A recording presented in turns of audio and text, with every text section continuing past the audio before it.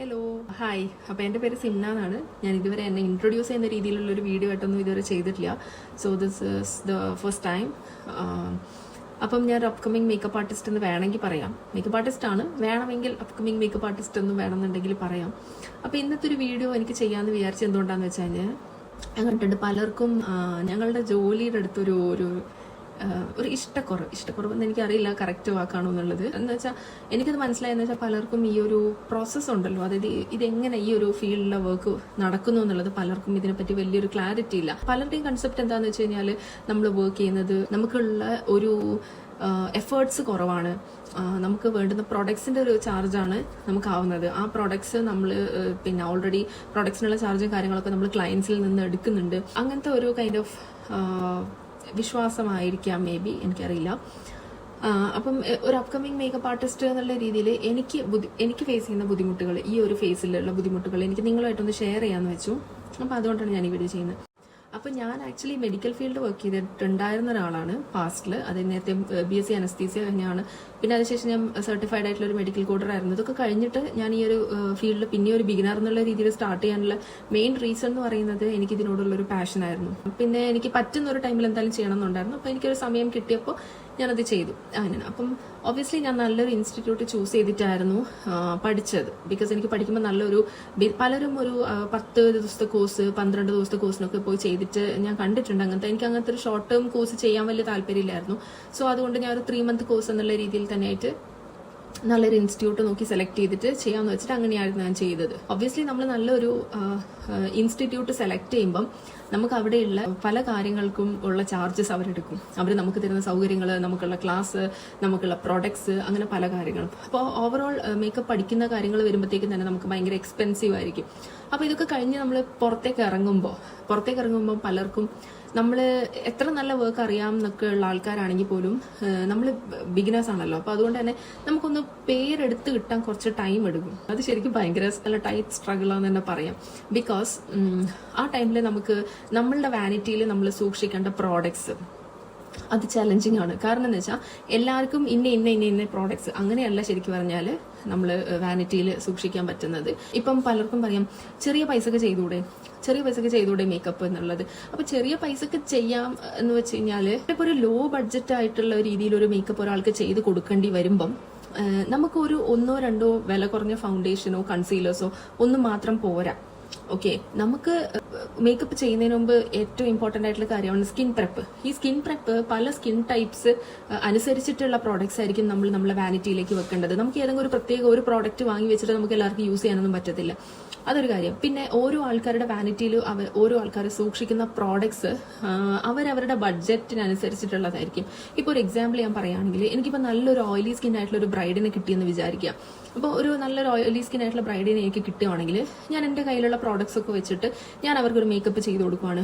ഞാൻ പിന്നെ എന്താ പറയുക, അത്യാവശ്യം ഇത് ക്ലെൻസ് ചെയ്തു, ടോണർ ഇട്ട് കൊടുത്തു, മോയ്സ്ചറൈസർ ഇട്ട് കൊടുത്തു, നേരെ പ്രൈമർ ഇട്ടു, ഫൗണ്ടേഷൻ അങ്ങനെ ഞാൻ ഇട്ട് കൊടുക്കുന്നതും അതിന്റെ ഒരു ഔട്ട്കം ആയിട്ട് എനിക്ക് കിട്ടുന്ന ഒരു മേക്കപ്പ് ലുക്കും, നേരെ മറിച്ച് എന്റെ വാനിറ്റിയിൽ ഞാൻ എന്തെങ്കിലും എക്സ്ട്രാ ആയിട്ടുള്ള സാധനം കൂടെ ഈ സ്കിൻ കെയറിന് സമയത്ത് ഈ ഓയിലി സ്കിന്നുകാർക്ക് പ്രൊവൈഡ് ചെയ്യാൻ പറ്റുന്ന എന്തെങ്കിലും ഒരു സാധനം കൂടെ ഉണ്ടെങ്കിൽ ഒബ്വിയസ്ലി ഓവറോൾ മേക്കപ്പ് ലുക്കിനെ അത് ബാധിക്കുന്നല്ല ഞാൻ ഉദ്ദേശിക്കുന്നത്, അതിനെ എഫക്റ്റ് ചെയ്യും. ഇപ്പോൾ ഫോർ എക്സാമ്പിൾ ഞാൻ പറയുകയാണെങ്കിൽ ഒരു ക്ലേ മാസ്ക് ഞാൻ എൻ്റെ വാനിറ്റിയിൽ സൂക്ഷിക്കുന്ന ഒരു കാര്യമാണ് ക്ലേ മാസ്ക് എന്ന് പറയുന്നത്. ഈ ക്ലേ മാസ്ക് എൻ്റെ കയ്യിലുണ്ടെങ്കിൽ ഞാൻ ഈ പറയുന്ന പ്രെപ്പിന്റെ ടൈമിൽ ഞാൻ ഈ ഓയിലി സ്കിന്നുള്ള ആൾക്ക് ബ്രൈഡിനെ ഞാനിത് കൊടുക്കുവാണെങ്കിൽ, നമുക്കറിയാം ഓയിലി സ്കിന്നിന്റെ മെയിൻ ചലഞ്ച്, മേക്കപ്പ് ചെയ്യുമ്പോഴുള്ള മെയിൻ ചലഞ്ച് എന്ന് പറയുന്നത് മേക്കപ്പ് ഇട്ട് ഇങ്ങനെ ഒലിച്ചിറങ്ങുന്ന പോലെ എണ്ണമയം ഉണ്ടാവും. അപ്പം അത് നമുക്ക് മേക്കപ്പ് ഇടുന്ന ടൈമിൽ മേക്കപ്പ് സ്റ്റേ ചെയ്യിപ്പിക്കാൻ മാത്രമുള്ള പ്രോഡക്ട്സേ നമ്മുടെ കയ്യിലുള്ളൂ. അല്ലാതെ നമുക്ക് സ്കിന്നിന്റെ ഈ ഓയിൽ പ്രൊഡക്ഷൻ കൺട്രോൾ ചെയ്യാൻ പറ്റുന്ന സാധനങ്ങളൊന്നും അല്ല നമ്മുടെ കയ്യിലുള്ളത്. അപ്പോൾ അത് ഒരു പരിധി വരെ നമുക്ക് തടയാൻ ഈ പറയുന്ന ക്ലേ മാസ്ക് കൊണ്ട് നമുക്ക് പറ്റും. അപ്പോൾ അതാ ഞാൻ പറഞ്ഞത്. അപ്പോൾ ഡിപ്പെൻസ്, ഓരോ ആളുടെ വാനിറ്റിയിൽ അയാൾ എന്തുമാത്രം കാര്യങ്ങൾ കരുതുന്നു എന്നുള്ളതനുസരിച്ചിട്ടായിരിക്കും നമുക്ക് നമ്മളെ ബ്രൈഡിന് എത്രത്തോളം ക്വാളിറ്റി ആയിട്ടുള്ള ഒരു സർവീസ് പ്രൊവൈഡ് ചെയ്യാന്നുള്ളത് ഡിപ്പെൻഡ് ചെയ്യുന്നത്. അതനുസരിച്ചിട്ടാണ് നമ്മളെ ചാർജ് വെക്കുന്നത്. എപ്പോഴും വർക്കുള്ള ഒരാളാണെങ്കിൽ പ്രശ്നമില്ല. പക്ഷെ ഒരു വർക്ക് എപ്പോഴെങ്കിലും ഒക്കെ വരുന്ന ഒരാളാണ്, അപ്കമിങ് ആയിട്ടുള്ള ഒരാളാണെങ്കിൽ, ഞാനിപ്പോൾ ഇത്രയും റേറ്റ് കൊടുത്തിട്ട് ഒരു ക്ലേ മാസ്ക് കാര്യങ്ങളൊക്കെ വെച്ച് കഴിഞ്ഞാൽ എനിക്ക് വരുന്ന എല്ലാ ബ്രൈഡ്സും ഓയിലി സ്കിന്നുകാരല്ല അല്ലെ. അപ്പോൾ ചില സമയത്ത് എന്റെ പ്രോഡക്ട്സ് എക്സ്പയർ ആയി പോവും, അല്ലെങ്കിൽ വേസ്റ്റ് ആയി പോവും. ഒബ്വിയസ്ലി പൈസയൊക്കെ വേസ്റ്റ് ആണല്ലോ. അപ്പം ഇത് ഒരൊറ്റ പ്രോഡക്റ്റിന്റെ കാര്യമാണ് ഞാൻ പറഞ്ഞത്. ഇതേപോലെ തന്നെ ചലഞ്ചിങ് ആയിട്ട് തന്നെയാണ് പല പ്രോഡക്ട്സിന്റെയും കാര്യം നിൽക്കുന്നത്. ഞാൻ പറഞ്ഞത് ക്ലിയർ ആയി എന്ന് വിചാരിക്കുന്നത്. അതായത് എനിക്ക് നഷ്ടം വരുന്നത് എന്നുള്ള രീതിയിലല്ല ഞാൻ പറയുന്നത്. പക്ഷെങ്കിൽ ഒബ്വിയസ്ലി എനിക്ക് നഷ്ടം വരുന്നുണ്ട് ഒരു സൈഡിൽ, അത് വേറെ കാര്യം.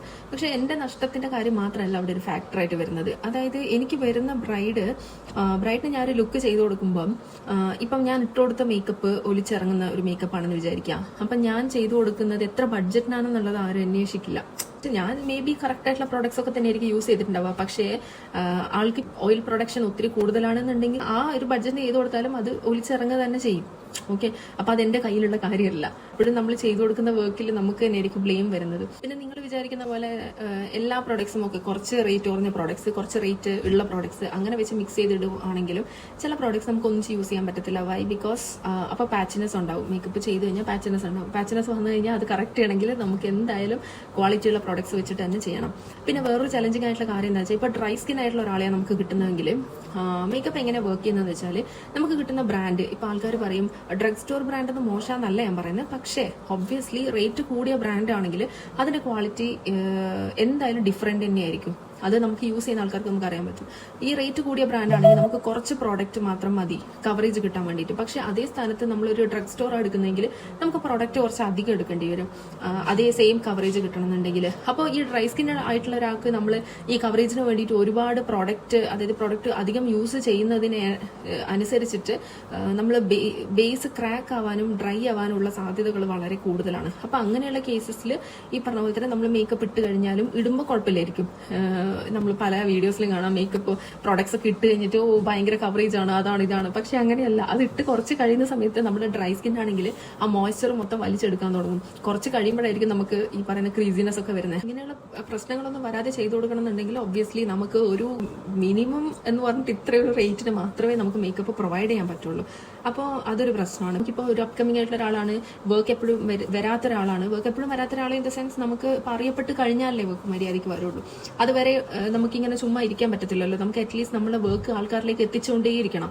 അപ്പൊ അതിനു വേണ്ടിയിട്ട് നമുക്ക് ഒരുപാട് ഫോട്ടോഷൂട്ട്സ് നമുക്ക് ചെയ്യേണ്ടി വരും. ഓരോ മേക്കപ്പ് ലുക്കിലുള്ള ഫോട്ടോഷൂട്ട്സ് ചെയ്യേണ്ടി വരും. അപ്പം ഈ പറയുന്ന ഒരു ഫേസിലും നമ്മളെ പ്രോഡക്ട്സ് എല്ലാം നമ്മൾ അങ്ങോട്ട് ഇൻവെസ്റ്റ് ചെയ്തുകൊണ്ടിരിക്കുന്നേ ഉള്ളൂ, നമുക്ക് ഇങ്ങോട്ടൊന്നും ഇല്ല. അപ്പൊ ഈ ഒരു സ്ട്രഗിൾ ഒക്കെ കഴിഞ്ഞിട്ടാണ് നമ്മൾ ഒന്ന് കയറി വരുന്നത്.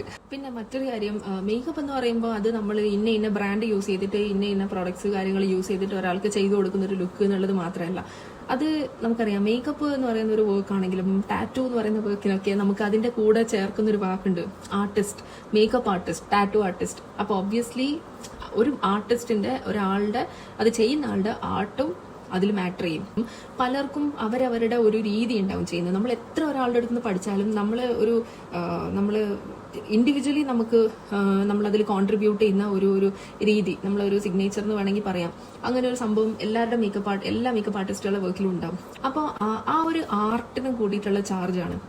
അല്ലെ, നമുക്കൊരു കഴിവുണ്ടെങ്കിൽ നമ്മളത് മറ്റുള്ള ആൾക്കാർക്ക് അത് പകർന്നു കൊടുക്കുമ്പോൾ ഓബ്വിയസ്ലി നമ്മൾ അതിന്റെ ഒരു ചാർജ് നമ്മൾ വാങ്ങുമല്ലോ. പിന്നെ ഇതൊന്നും പോരായിട്ട് നമുക്കറിയാം, ക്ലയൻസിന്റെ അടുത്ത് പോയി കഴിഞ്ഞാൽ പല ആൾക്കാരും പല രീതിയിലുള്ള ആൾക്കാരായിരിക്കും. അപ്പോൾ അതും കൂടെ ഉണ്ട്. പക്ഷെ അത് ഞാനൊരു സ്ട്രഗിൾ എന്നുള്ള രീതിയിൽ ആയിട്ട്, അപ്കമിങ് മേക്കപ്പ് ആർട്ടിസ്റ്റിന്റെ സ്ട്രഗിൾ എന്നുള്ള രീതിയിലായിട്ട് ഞാൻ കാണുന്നില്ല. ബിക്കോസ് അതെല്ലാ ഫീൽഡിലുള്ള ആൾക്കാർക്കും അവരവരുടെ രീതിയിൽ ഫേസ് ചെയ്യേണ്ടി വരുന്ന കാര്യങ്ങളാണ്. സോ അത് ഞാനിപ്പോൾ ഇവിടെ ഇതാക്കാൻ ഉദ്ദേശിക്കുന്നില്ല, സംസാരിക്കാൻ ഉദ്ദേശിക്കുന്നില്ല. അപ്പം ഇതൊക്കെയാണ് എൻ്റെ ഈ ഒരു ചെറിയ വീഡിയോയിൽ ഉൾക്കൊള്ളിക്കാൻ പറ്റുന്ന രീതിയിൽ ഞാൻ എൻ്റെ ഭാഗത്തുള്ള കാര്യങ്ങളൊക്കെ കൺവേ ചെയ്തിട്ടുണ്ടെന്ന് വിചാരിക്കുന്നു. അപ്പോൾ നിങ്ങൾക്ക് എല്ലാവർക്കും വീഡിയോ ഇഷ്ടപ്പെടുവാണെങ്കിൽ, എൻ്റെ ചാനൽ ഇഷ്ടപ്പെടുവാണെങ്കിൽ സബ്സ്ക്രൈബ് ചെയ്യുക, സപ്പോർട്ട് ചെയ്യുക. Okay, by.